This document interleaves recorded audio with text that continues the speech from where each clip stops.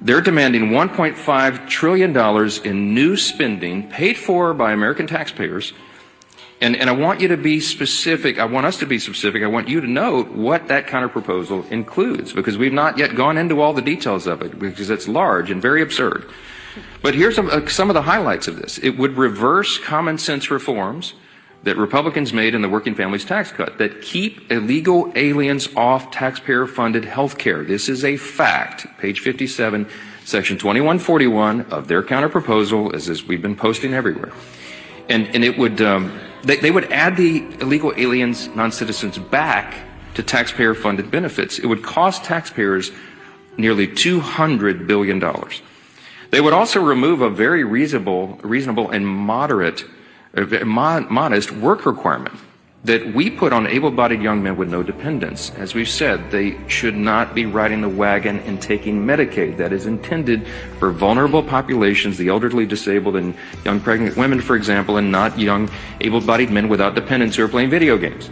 We put that into the law because it's common sense. Their counterproposal would reverse that, so taxpayers would be funding them again.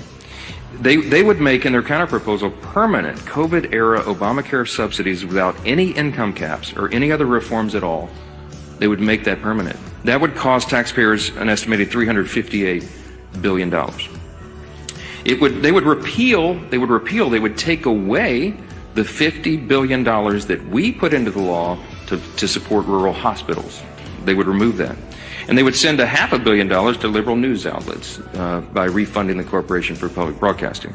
It would also restore up to $5 billion of American taxpayer funds for wasteful spending for international projects. Here's a couple of examples. This is in their legislation, their counterproposal on the CR to keep the lights open. This is what they want to do. They want to spend $24.6 million of your hard-earned dollars as a taxpayer for climate resilience in Honduras. They want to spend $13.4 million for civic engagement in Zimbabwe. They want to send $3.9 million for LGBTQI+ democracy grants in the Western Balkans. They want to spend $2.9 million of your dollars for desert locust risk reduction in the Horn of Africa. And $2 million for, quote, organizing for feminist democratic principles in Africa. We are not doing that. These are unserious proposals from unserious people, and they are playing games while real Americans are being harmed adversely by the shutdown. Like, comment, share, and as always, God bless America.